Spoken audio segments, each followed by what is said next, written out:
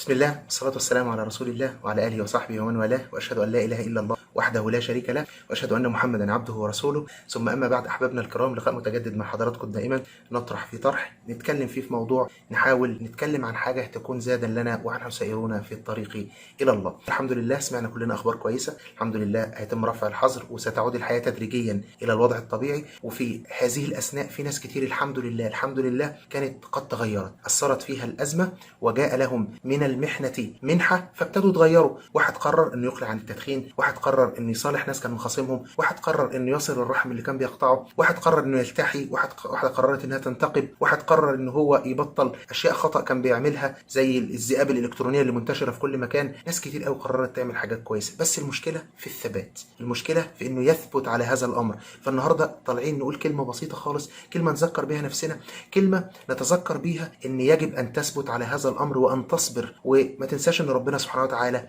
لما اقسم بالعصر قال سبحانه وتعالى: والعصر ان الانسان لفي خسر الا الذين امنوا وعملوا الصالحات وتواصوا بالحق وتواصوا بالصبر. قال العلماء: لما تواصوا بالحق ثم تواصوا بالصبر؟ قال: لان الذي يفعل الحق يجب ان يصبر عليه. فاذا كنت حضرتك قررت تسير في طريق الحق او حضرتك قررت تسير في طريق الحق يجب ان تصبري. تعالوا نشوف كده النبي صلى الله عليه وسلم كما يروي لنا الامام البخاري في صحيحه ان سيدنا خباب بن الأرت أتى رسول الله صلى الله عليه وآله وسلم ذات مرة والنبي صلى الله عليه وسلم متوسد بردة في ظل الكعبة، فجاء خباب وقد ضاقت به الأمور، يعني ضغط شديد جدا من الكفار، فقال: يا رسول الله صلى الله عليه وسلم ألا تستنصر لنا، ألا تدعو لنا؟ يعني الصحابة على الحق ويعرفون أنهم على الحق وبيواجهوا الأمرين وبيواجهوا مشقة كبيرة جدا، يريدون النصر، يريدون أن يرفع الله عز وجل عنهم. فيجي النبي صلى الله عليه وآله وسلم يقول له: يعني يا خباب، النبي صلى الله عليه وسلم يقول له: يا خباب، كان الرجل في من كان قبلكم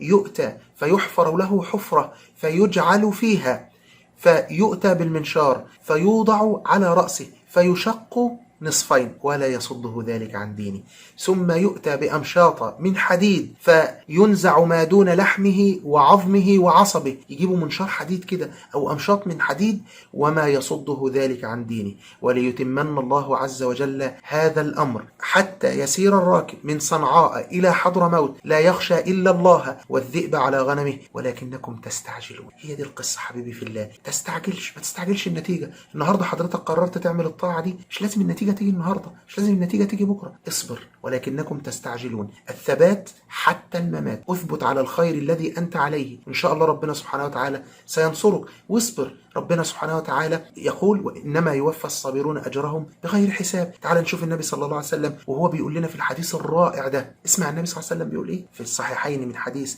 أبي سعيد الخدري: ما أعطي أحد عطاء خير وأوسع من الصبر. ما أعطي أحد عطاء خير وأوسع من الصبر. اصبر، نويت تعمل خير اصبر عليه، هذا يدل على ثباتك على موقفك. ولما يأتي رجل نافع إلى أن سيدنا عبد الله بن عمر يسأله: على ما بايعتم رسول الله صلى الله عليه وسلم؟ بايعتموه على الموت؟ قال: لا، بل بايعناه على الصبر. لذلك النهاردة حبيبي أنا طالع أقول لك: أثبت، أصبر، اصبر، إن شاء الله ستجد الخير، إن شاء الله ستجد الله عز وجل بجوارك، ستجد الله عز وجل معك. والنبي صلى الله عليه وسلم قال لنا: نحن معاشر الأنبياء نبتلى ثم تكون العاقبة لنا. فالعاقبة إن شاء الله للمتقين، العاقبة إن شاء الله للصابرين. اصبر وصابر ورابط، اصبري وصابري ورابطي، وإن شاء الله سترون الخير إن شاء الله رب العالمين. أسأل الله العظيم رب العرش الكريم أن يجعلنا من الصابرين ومن الثابتين، وأسأله سبحانه وتعالى الثبات حتى الممات. إن شاء الله أشوفكم على ألف ألف خير. سلام الله عليكم ورحمته وبركاته. إيه ده؟ لسه ما اشتركتوش؟